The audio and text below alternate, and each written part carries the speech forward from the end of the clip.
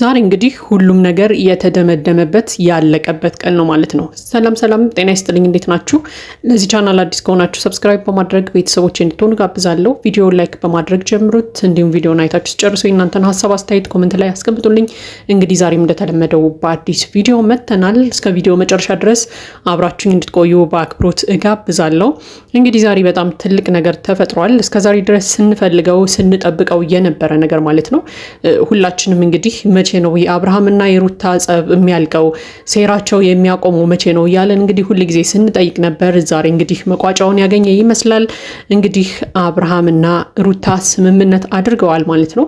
ከዚህ በኋላ ሩታም በአብርሃም ሕይወት ላትገባ፣ አብርሃምም በሩታ ሕይወት ገብቶ ላይረብሻት ላይበጠብጣት እንግዲህ ቃል ተግባብተዋል ማለት ነው። እንግዲህ ይሄ ነገር ረዥም ጊዜ ሁላችንም ስንፈልገው ስንጠብቀው የነበረ ነገር ነው። ምክንያቱም ሁለቱ ልጆች ምን እስከሚሆኑ ድረስ ነው የሚጠብቁት። በተለይ ደግሞ ቤተሰቦቻቸውስ እንዴት አስችሏቸው ዝም ይሏቸዋል እያለን እንጠይቅ ነበረ። ያው እንግዲህ ግን ቤተሰቦቻቸው ራሱ ከነሱ ብሰው እንግዲህ ቡዜና የሩታ እህት ጭምር እንግዲህ በነሱ ልጆቹ ጋር ተደርበው እንግዲህ ጥሩ ያልሆኑ ነገሮችን ብዙ ነገሮችን ሲያደርጉ አይተናል። ብዙ ነገሮችም አልፈዋል እና ዛሬ እንግዲህ በራሳቸው ጊዜ አብርሃምና ሩታ ይሄ ነገር በቃ ብለው እንግዲህ ስምምነት ላይ መድረሳቸው በራሱ በጣም ትልቅ ነገር ነው ማለት ነው። ምክንያቱም ሩታና አብርሃም ምንም ቢሆን ልጅ አላቸው። ቢያንስ በልጃቸው የተሳሰሩ ሰዎች ናቸው እና አብርሃምም ሩታ ላይ መጥፎ ነገር ማድረግ አይገባም፣ ሩታም አብርሃም ላይ መጥፎ ነገር ልታደርግ አይገባም።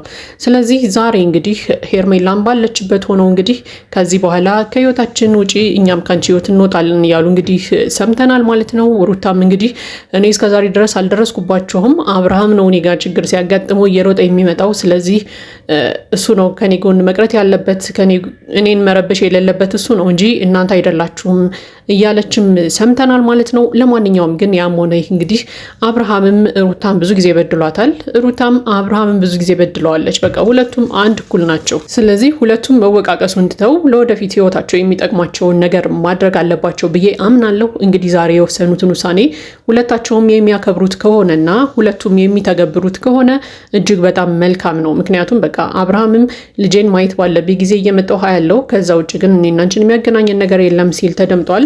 ሩታም እንግዲህ እኔም እናንተ ካልደረሳችሁብኝ እናንተ ላይ አልደርስም፣ ነገር ግን እናንተ እኔን የምትነኩኝና የምትደርሱብኝ ከሆነ ግን አጸፋውን እጥፍ ድርብ አድርጌ ነው የምከፍላችሁ ስትልም እንግዲህ ተደምጣለች ማለት ነው። ለማንኛውም ግን እዚህ ውሳኔ ላይ መድረሳቸው እጅግ በጣም ትልቅ ነገር ነው እውነት ለመናገር። ምክንያቱም በቃ አሁን ላይ በቃ ሁሉንም ከዜሮ ሊጀምሩ ነው ማለት ነው። አብርሃምም ሩታ ጋር አልደርስም ብሏል፣ ሩታም አብርሃም ላይ አልደርስም ከዚህ በኋላ ብላለች። ስለዚህ ሁለቱም እንግዲህ ሁለቱም እንግዲህ አሁን ላይ እኩል ናቸው ማለት ነው። ስለዚህ ከዚህ በኋላ እንግዲህ ቀድሞ ወደ ሩታ ሄዶ ሩታን የሚረብሻት አብርሃም ከሆነ ወይ ደግሞ ሩታ አብርሃምን ሄዳ የምትረብሸው ከሆነ ያው ጥፋተኛው እንግዲህ ግልጽ ብሎ ይታወቃል ማለት ነው ከዚህ በኋላ ለሚቀጥለው ህይወታቸው። ምክንያቱም ዛሬ ላይ የድሮውን ነገራቸውን ዘግተው ስለደመደሙት ማለት ነው። ለማንኛውም ግን ከዚህ በኋላ ሩታም እንግዲህ ወደ አብርሃም ሄዳ ትረብሸዋለች ብዬ አላምንም። አብርሃምም እንግዲህ ወደ ሩታ ሄዶ ይረብሻታል የሚል እምነት የለኝም። ስለዚህ እዚህ ላይ ቋጭተው ዘግተውታል ማለት ነው። ከዚህ በኋላ ቀድሞ ሄዶ የሚረብሽ አካል ጥፋተኛ እንደሆነ ሁላችንም እናውቃለን ማለት ነው። ለማንኛውም ግን ዛሬ ሁሉም ነገር አብቅቷል። እጅግ በጣም ደስ ይላል። ከዚህ በኋላ ሰላም ይሰፍናል ብለን እናስባለን። ምንም አይነት ሴራ በሁለቱም ወገን ይነሳል ብለንም አናስብም ከዚህ በኋላ። ለማንኛውም ግን በቃ ነገሮችን ይበልጥ ለማርገብ እንደውም አብርሃምን እያለ ነበር፣ በቃ ከሁሉም ነገር ራቅ ብለን የምንኖርበት ቦታ ቢኖር ይሄ ነገር እጅግ በጣም ሰልችቶኛል። ሁል ጊዜ አዲስ ነገር ይፈጠራል፣ ሁል ጊዜ አዳዲስ ጭቅጭቆች፣ ርዕሶች ይነሳሉና ከዚህ በኋላ እንግዲህ ራቅ ብለን ብንኖር እያለ ከሄርሜላ ጋር ሲያወራም ነበርና በቃ እኛም የምናስበው ያንን ነገር ነው። እነዚህ ሰዎች ተስማምተው በቅርብ መኖር ካልቻሉ ተለያይተውም ተፋተውም እንግዲህ አንድ ላይ በሰላም መኖር የማይችሉ ከሆነ ልጃቸውን በሰላም ማሳደግ የማይችሉ ከሆነ ትንሽ የተራራቀ ቦታ ላይ ለተወሰነ ጊዜ ቢቀመጡ መልካም ነው የሚል ሀሳብ አለኝ። ምክንያቱም በቃ እስከሚረሳሱ ድረስ ቢያንስ በቀል ምናምን የሚሉትን ነገሮች ራቅ ብለው ቢቆዩ መልካም ነው የሚል ሀሳብ አለኝ። ከሀገር ወጥተው ሁላ ለመዝናናት ቢያስቡ ሄርሜላና አብርሃም ከሀገር ቢወጡ ሁላ ጥሩ ነው የሚል እምነት አለኝ። ምክንያቱም በቃ ሩታም የተወሰነ ከአይኗ ራቅ ሲሉላት በቃ የራሷን ነገር ተረጋግታ የምትጀምርበት ነገር ይኖራታል ብዬ አስባለሁ። እውነት ለመናገር እኮ ሩታም ከደስታ ጋር አሪፍ እየሄደች ነበር የሆነ ሰሞን። ለምን ወደኋላ እንደተመለሰች አላውቅም። ነገር ግን አሁን ላይ አብርሃምና ሄርሜላ አብረው እስከሆኑ ድረስ ግንኙነታቸውን ማጠንከር፣ ወደ ጋብቻ ወደ ሽማግሌ ምናምን መሄድ እያሰቡ ስለሆነ ለተወሰነ ጊዜ ከሀገር ቢወጡ በቃ ከሀገር ወጥተው ራሳቸውን ቢያጠፉ የተወሰነ ጊዜ ራሳቸውን ድብቅ አድርገው ነገሮችን አረጋግተው ቢያዩዋቸው መልካም ነው የሚል ሀሳብ አለኝ። በቃ ለእነሱም ጊዜ ያገኛሉ። በቃ የተወሰነ አይምሯቸውም ሰላም አግኝተው ይመለሳሉ የሚል ሀሳብ አለኝ እና ለተወሰነ ጊዜ ከሀገር ወጣ ብለው ተዝናንተው ራሳቸውን ፈታ አድርገው ነገሮችን ረስተው ቢመለሱ መልካም ነው የሚል ሀሳብ አለኝ። ምክንያቱም አብርሃምና ሄርሜላ ከዚህ ሀገር ወጡ ማለት በቃ ለሩታ ራሱ ሰላም ነው። እውነት ለመናገር ሩታ ራሱ ነገሮችን ተረጋግታ የምታይበት የራሷን የህይወት አቅጣጫ የምትወስንበት ጊዜ አሪፍ ይሆንላታል የሚል እምነት አለኝ። ስለዚህ ነገሮችን ለማብረድ ከጭቅጭቅ ለመራቅ ሲባል ለተወሰነ ጊዜ አብርሃምና ሄርሜላ ከሀገር ቢወጡ ራሱ የተሻለ ውሳኔ ነው የሚል ሀሳብ አለኝ። ለማንኛውም ግን ዛሬ ላይ እጅግ በጣም ደስ የሚል ውሳኔ ወስነዋል። እንግዲህ ይሄ ውሳኔያቸው ደግሞ እንዲጸና እስከ መጨረሻው ድረስ እንዲሄድ አንዳቸውን መጥተው እንዳይረብሹ የሚል ሀሳብ አለኝ።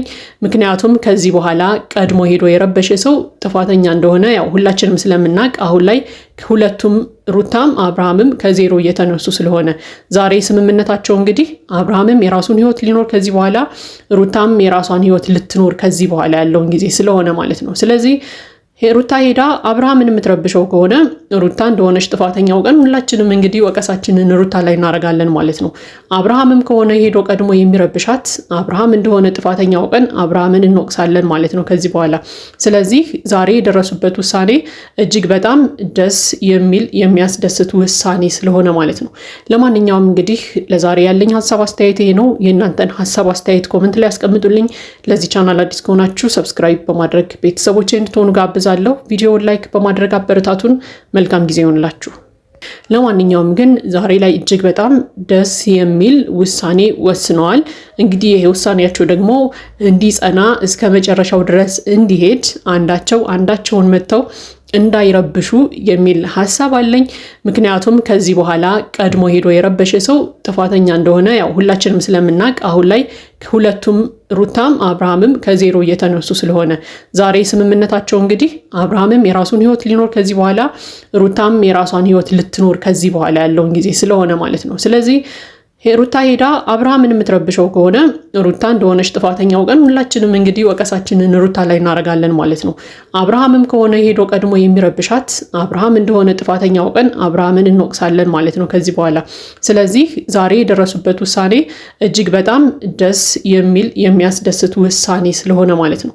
ለማንኛውም እንግዲህ ለዛሬ ያለኝ ሀሳብ አስተያየት ይሄ ነው። የእናንተን ሀሳብ አስተያየት ኮመንት ላይ ያስቀምጡልኝ። ለዚህ ቻናል አዲስ ከሆናችሁ ሰብስክራይብ በማድረግ ቤተሰቦቼ እንድትሆኑ ጋብዛለሁ። ቪዲዮውን ላይክ በማድረግ አበረታቱን። መልካም ጊዜ ይሆንላችሁ።